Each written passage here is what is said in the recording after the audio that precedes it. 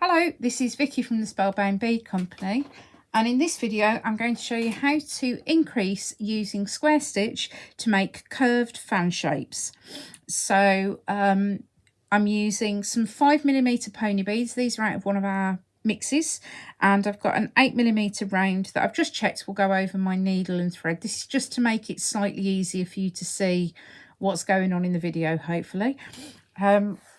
Square stitch is great for making curves, frills, fans, different shapes like that. It sounds counterintuitive to use a square stitch to make a curve, but it actually works really nicely, which we'll show you in this video.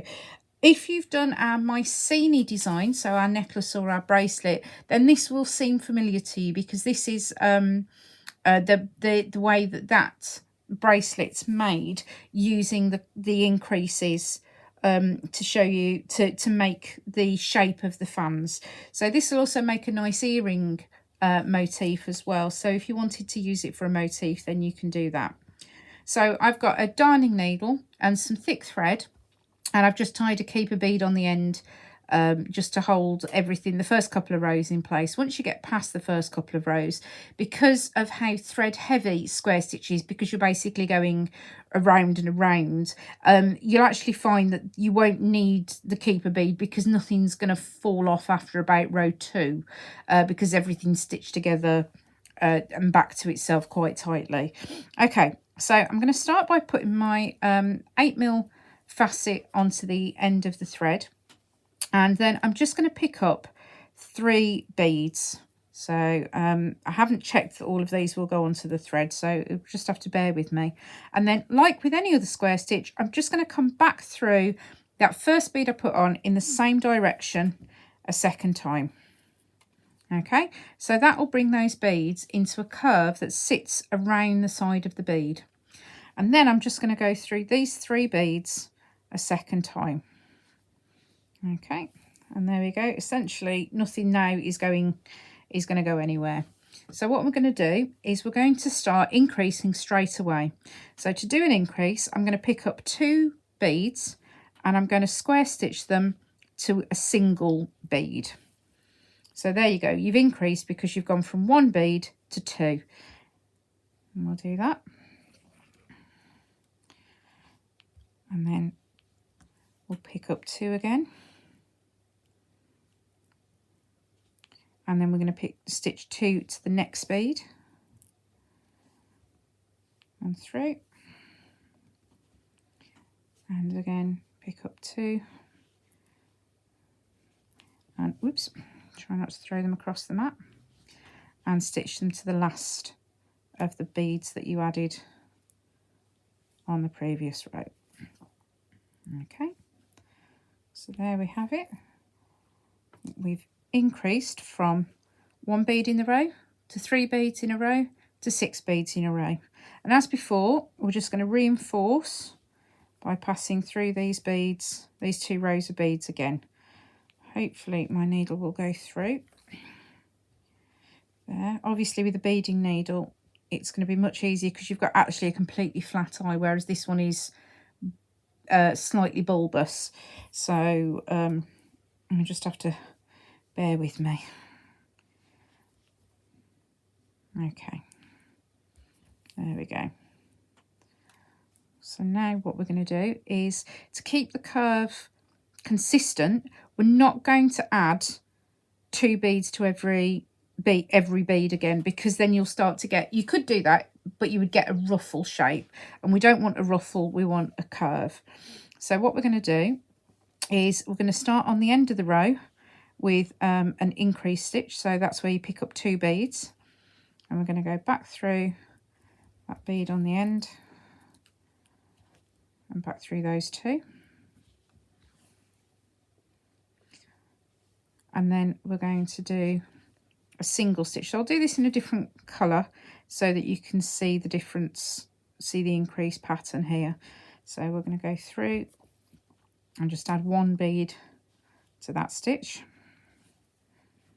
and then we're going to add an increase stitch. Now this does work better if you're using rounded beads. So you can do it with square stitch, but it will look more angular. So seed beads are a better way to do it. So right, that one's not got a hole. So we'll do another increased stitch here. There.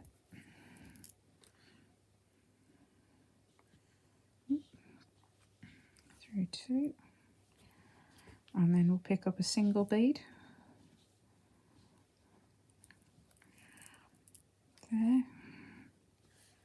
And then we'll put an increase in the final stitch again. So there we go. So you can see we've increased by 4 this time, because we've gone from 6 beads to 10 beads. 1, 2, 3, 4, 5, 6, 7, 8, 9, 10. So we've got 4 increased stitches and we've got 2 single stitches. And again, we're going to reinforce. So come back through.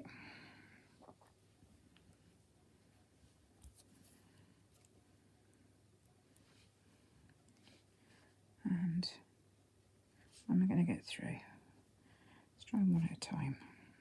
Some of these beads have got a slightly smaller hole and some of the angles are a bit funny. So, right, I'm not going to get through that bead.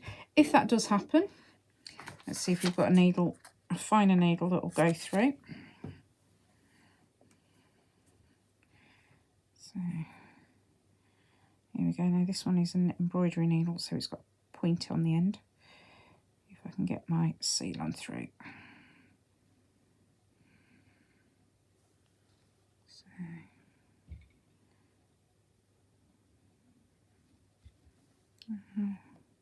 Just about caught it all.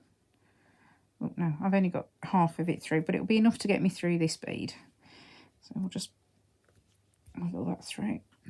You won't have anywhere near this sort of problem, because the beads that we normally use, so our check seed beads, have got much better holes than this. These aren't really designed for this sort of work. They're more designed for stringing. Okay, so I've gone back to my other needle and we're just going to reinforce this last row that we added. Here we go.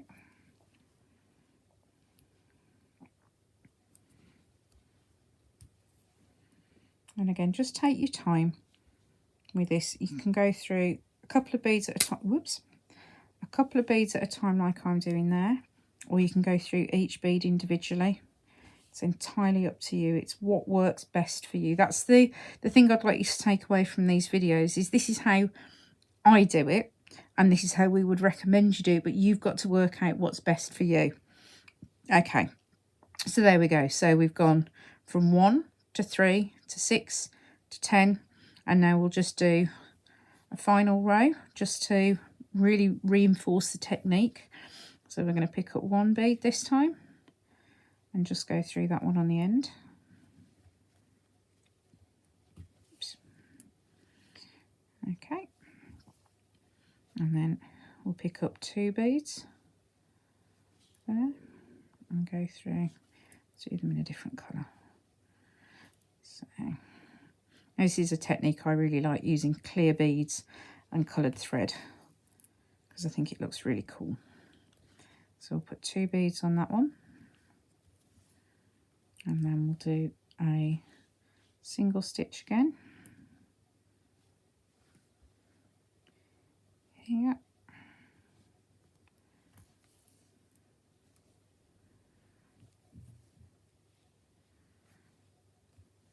and then we'll put a double stitch in. Now, these beads aren't all quite the same width, which is making it look a bit ruffly as well. Is that going to go through? Right, just take your time. Don't force your needle through your beads, because these are glass, so they will break. So just be aware of that. You know, we don't want any injuries from broken glass going as you're doing this. Okay, I think I will not be reinforcing this row, because I don't think I'll get my needle through. Okay.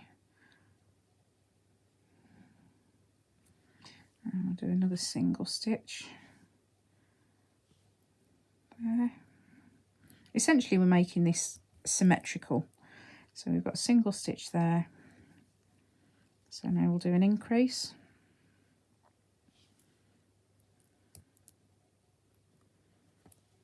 Through there.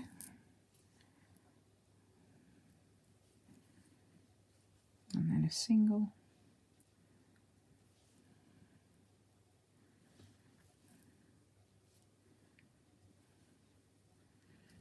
And then an increase. Whoops.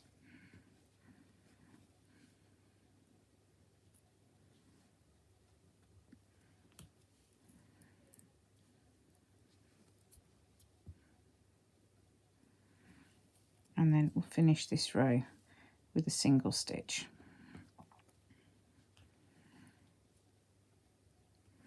Okay, so normally what I would do now is I would reinforce this row, but having just gone through these, I can tell that my beads are getting very full and I don't want to risk breaking any beads. So that's the basic how to make a fan shape. So you can play around with this. If you put more increases in, if you increased in every stitch, then you would get more of a ruffle because there isn't enough space for all of the beads to sit side by side.